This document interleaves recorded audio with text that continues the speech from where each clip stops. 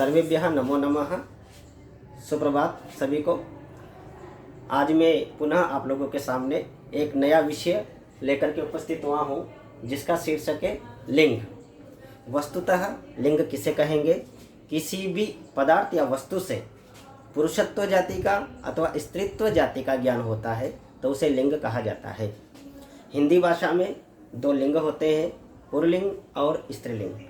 अंग्रेजी भाषा में भी दो ही लिंग होते हैं, पुल्लिंग और स्त्रीलिंग। लेकिन संस्कृत भाषा में तीन लिंग होते हैं, पुल्लिंग, स्त्रीलिंग और नपुंसकलिंग। वस्तुतः हिंदी भाषा में लिंग का ज्ञान होना बिल्कुल साधारण बात है।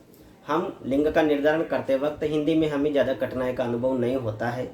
फिर भी अगर लिंग का अनुभव करते वक्त कि कौन सा शब्द किस लिंग में आएगा, अगर ये निर्धारण करने में अगर हमें कठिनाई का अनुभव होता है तो उस शब्द को आप क्रिया से जोड़ दीजिए, आपका लिंग निर्धारण ठीक हो जाएगा। मान लीजिए कोई भी शब्द आपके प्रतियोगी परीक्षाओं में आ गया है, पेड़ कौन सा लिंग का है? तो पेड़ पुल्लिंग है। क्यों? क्योंकि पेड़ कटता है, पेड़ को काटा जाता है, पेड़ बोया जाता है। मकान है, मकान को बनाया जाता है, मकान पुल्लिंग है। ठीक है। दरवाज़ा खुलता है, दरवाज़ा पुल्लिंग है, दरवाज़ा बनता है, पुल्लिंग है। नाक कटती है, नाक बहती है, नाक स्त्रीलिंग शब्द है।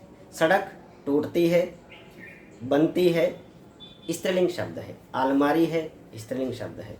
ऐसे बहुत सारे शब्द हैं जिनका आप उनको क्रिया से अगर आप जोड़ देंगे तो उनका लिंग का निर्धारण हो जाएगा। लेकिन संस्कृत में लिंग का निर्धारण करने के लिए थोड़ा सा हमें कठिनाई की ओर देखना पड़ता है। तो लिंग का निर्धारण हम संस्कृत में कैसे करें? तो इसके लिए लिंग का ज्ञान अर्थभेद के आधार पर हम कर सकते हैं। किसी भी शब्द का अगर हमें अर्थ याद है तो अर्थ के आधार पर लिंग का ज्ञान हम लोग कर सकते हैं। लिंग ज्ञान वस्तु या वाचक शब्दों के आधार पर भी हो सकता है। वस्तु या वाचक शब्दों के आधार पर, जैसे तटा है, तटी है, तटम है, या फिर हमें लिंगानुशासन इत्यादि जो व्याकरण के जो ग्रंथ हैं, इन ग्रंथों के माध्यम से हम लिंग का ज्ञान कर सकते हैं। मैंने आप लोगों को यहाँ पर समझाने के लिए कुछ लिंग वाचक शब्द कौन कौन से हो सकते हैं उनके बारे में आपको यहाँ पर समझाने के प्रयास करूँगा। आइए देखते हैं हम पुल्लिंग वाचक शब्द। तो हम सबसे पहले पढ़ेंगे पुल्लिंग के बारे में। पुल्लिंग किसे कहेंगे? जिस पदार्थ या जिस वस्तु से पुरुष जाति का ज्ञान हो जाता है उसे पुल्लिंग कहा जाता है। मैंने यहाँ पर कुछ शब्द पुल्लिंग वाचक शब्दों के लिए कुछ शब्द लिखे हैं। देखिए, सबसे पहले सुरवाचक शब्द। सुर मतलब देवता। देवतावाचक शब्द जो भी होते हैं उनके जो पर्यायवाची होते हैं वो सब उनकी सबकी गणना पुल्लिंग में की जाती है। जैसे देवः, शिवः, विष्णुः, कृष्णः, रामः। सुर मतलब देवता, ये देवतावाचक शब्द हैं और देवताओं के नाम ये सब पुल्लिंग में है। असुर, असुर का मतलब राक्षस। राक्षस वाचक शब्द भी उनके पर्यायवाची शब्द भी पुल्लिंग में गिने जाते हैं। दैत्यः, दानवः, राक्षसः इत्यादि।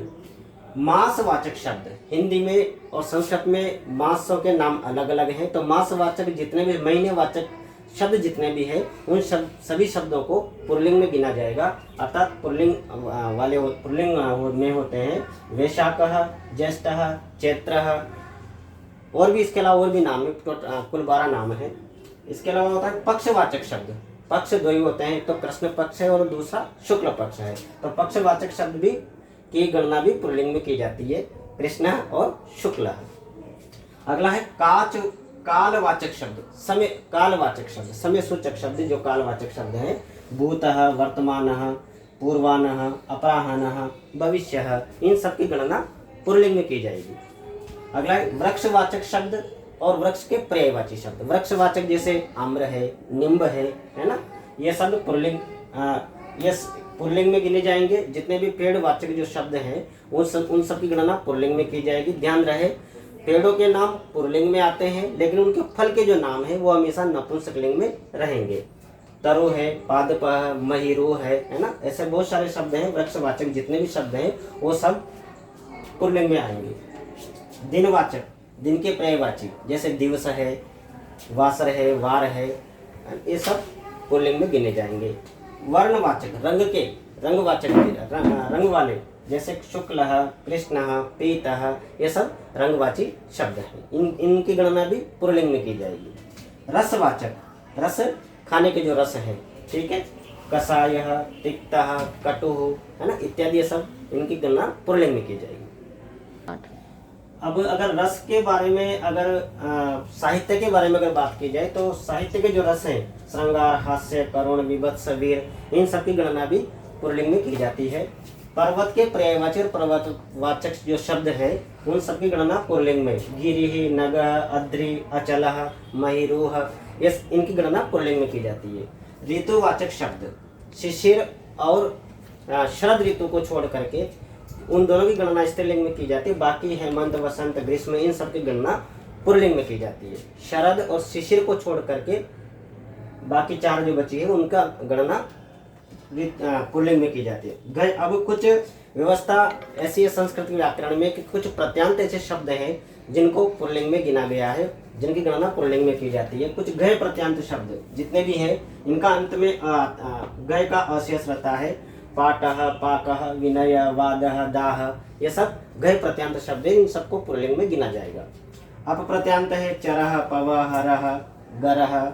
की प्रत्यांत शब्द, ये की प्रत्यांत शब्द, इसका ई शेष रहता है, ये इनकी गणना भी पुल्लिंग में की जाती है। संधि है, वारिधि, नीरधि, जलधि इत्यादि, महोदधि, पयोधि। अच प्रत्यांत शब्द चयः, नयः। इमनिच शब्द, इमनिच प्रत्यांत जो शब्द है, गरिमा, लगिमा, महिमा, अणिमा इत्यादि। कुछ है नकारांत शब्द है, आत्मन और राजन, इन सब की गणना पुल्लिंग में की जाती है। इसके अलावा और भी है, अभी हम और लिखेंगे। नंग प्रत्यांत जो शब्द है, जिसके अंत में न है, यत्नः, प्रश्नः, स्वप्नः, इनकी गणना भी पुल्लिंग में की जाती है। त्रिज प्रत्यांत शब्द, नेत्री, दात्री, गंत्री, स्त्रीलिंग बनाने के लिए हम फिर इनका स्त्री प्रत्यय का प्रयोग करेंगे बाद में, लेकिन नेत्री, दात्री, गंत्री ये शब्द पुल्लिंग में गिने जाएंगे। कुछ संख्या है, जैसे खर्व है, निकर्व है, शंख है, पद्म है, सागर है, यह संख्यावाचक शब्द है। आज की वीडियो में हमने पुल्लिंग के बारे में पढ़ा है। अगली वीडियो में हम स्त्रीलिंग के बारे में लेकर के उपस्थित होंगे। तब तक के लिए बहुत बहुत धन्यवाद। किसी प्रकार की समस्या होने पर 7389962238 मुझे व्हाट्सअप करें और अपने सुझावों से मुझे अवगत कराएं। धन्यवाद।